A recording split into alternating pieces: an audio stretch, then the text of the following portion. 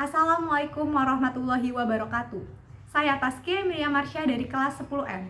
Pada kesempatan kali ini, saya akan menjelaskan materi tentang ekosistem dengan guru pembimbing Bu Balkis. Oke, sebelum kita mendalami materi tentang ekosistem, kita harus tahu dulu nih definisi umum ekosistem. Jadi ekosistem itu hubungan timbal balik antara makhluk hidup dengan lingkungannya yang berasal dari faktor biotik dan abiotik. Komponen ekosistem itu ada dua, yaitu komponen biotik dan komponen abiotik. Yang pertama ada komponen biotik atau sering kita sebut dengan makhluk hidup. Jadi komponen biotik itu terbagi atas 3 macam, yaitu ada produsen atau autotrof, yaitu abis itu ada juga konsumen atau heterotrof, dan yang terakhir ada dekomposer ataupun pengurai. Nah, yang pertama tadi ada organisme autotrof atau produsen. Nah, kenapa sih disebut produsen? Karena organisme ini dapat membuat makanannya sendiri. Bahkan dia juga membuat makanan untuk organisme lain gitu. Nah, contohnya apa sih? Tumbuhan. Nah, setelah itu yang kedua itu ada heterotrof ataupun konsumen. Nah, kenapa sih disebut konsumen? Karena organisme ini tidak bisa menghasilkan bahan organik gitu. Nah, konsumen juga itu terbagi menjadi beberapa tingkatan. Ada konsumen 1, 2, dan 3. Konsumen 1 itu yaitu herbivora ataupun pemakan tumbuhan. Komponen 2 itu karnivora ataupun pemakan daging. Dan yang terakhir itu ada konsumen ketiga omnivora, yaitu pemakan segala. Nah, selanjutnya ya tahapan yang terakhir itu ada pengurai ataupun dekomposer. Nah, kenapa sih disebut sebagai dekomposer? Karena organisme ini tuh bertugas untuk menguraikan sisa-sisa makhluk hidup yang sudah mati gitu. Nah, contohnya itu ada cacing, habis itu ada jamur, ada bakteri dan lain sebagainya. Oke, selanjutnya ada komponen abiotik atau sering kita sebut dengan makhluk tak hidup. Nah, apa sih contoh-contoh dari komponen abiotik itu? Jadi yang pertama itu ada suhu. Jadi suhu ini suatu proses biologis yang dipengaruhi oleh perubahan pada suhu. Contohnya ada mamalia dan burung sebagai makhluk hidup yang dapat mengatur suhu tubuhnya itu sendiri gitu loh. Nah, selanjutnya ada juga air. Nah, air itu kan sebuah ketersediaan yang dapat dipengaruhi distribusi suatu organisme gitu. Nah, contohnya itu ada organisme dapat beradaptasi dan bertahan hidup dengan memanfaatkan ketersediaan air yang berada di padang pasir gitu. Nah, yang terakhir tuh contohnya ada sinar matahari. Jadi intensitas ataupun kualitas pada sinar matahari itu mempengaruhi proses fotosintesis pada tumbuhan, sehingga proses fotosintesis dapat terjadi di sekitar sinar matahari gitu. Oke, selanjutnya saya akan menjelaskan tentang macam-macam ekosistem. Jadi ekosistem itu terbagi atas 3 bagian. Ada ekosistem air atau akuatik, ada ekosistem darat, dan ada ekosistem buatan.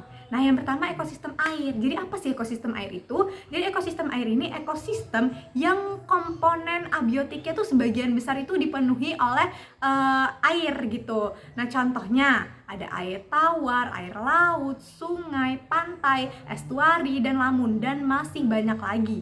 Nah, selanjutnya ada ekosistem buatan. Nah, apa sih ekosistem buatan itu? Jadi ekosistem buatan ini ekosistem yang diciptakan oleh manusia untuk memenuhi kebutuhan hidupnya.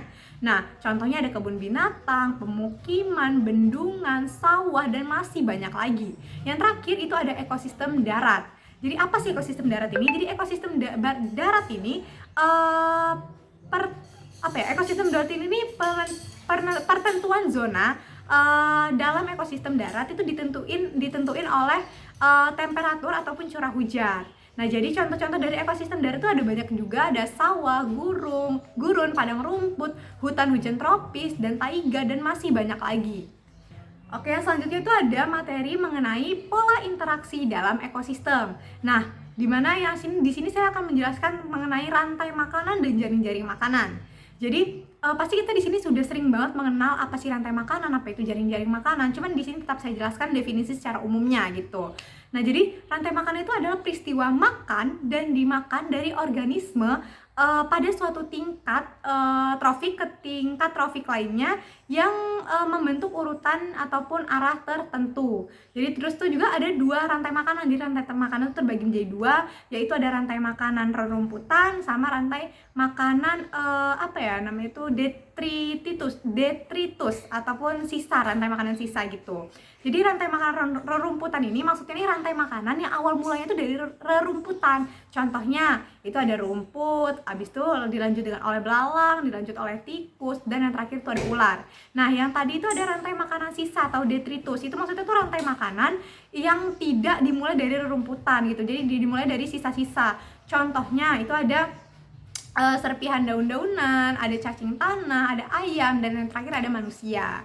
Nah, selanjutnya juga itu ada namanya tuh piramida ekologi, ataupun kalau kita sering lihat pasti gambarnya tuh kayak tangga-tangga gitu bentuknya.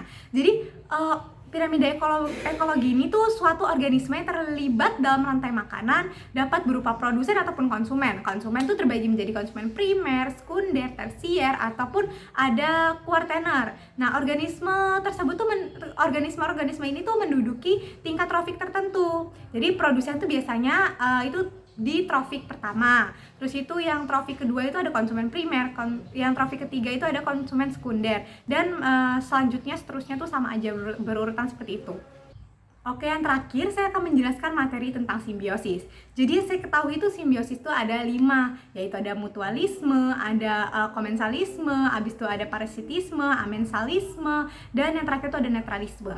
Nah, yang pertama ada mutualisme. Nah, dimana kan sekarang mutu kan ini kayak kita dikenal dengan namanya itu mutu, berarti saling menguntungkan. Jadi simbiosis mutualisme itu hubungan timbal balik yang saling menguntungkan antar organisme. Nah, yang kedua ada simbiosis komensalisme. Jadi ini hubungan timbal balik di mana satu organisme itu diuntungkan, tetapi organisme lain itu tidak diuntungkan dan juga tidak dirugikan. Jadi tidak mendapatkan efek apa-apa gitu. Nah, yang ketiga itu ada simbiosis parasitisme. Nah, itu hubungan timbal balik di mana satu organisme ini diuntungkan dan makhluk hidup lainnya itu dirugikan. Setelah itu yang keempat ada simbiosis amensalisme, yaitu hubungan timbal balik di mana satu organisme itu dirugikan dan organisme lain itu tidak diuntungkan ataupun dirugikan juga gitu loh. Nah, yang terakhir itu ada organisme simbiosis netralisme, yaitu ada hubungan timbal balik antar organisme di mana itu tidak saling menguntungkan ataupun tidak saling merugikan. Jadi itu dia tidak mendapatkan efek apa-apa gitu, netral gitu. Oke, itulah tadi materi mengenai ekosistem yang bisa saya jelaskan, yang bisa saya paparkan. Kurang lebihnya saya mohon maaf, saya akhiri. Wassalamualaikum warahmatullahi wabarakatuh.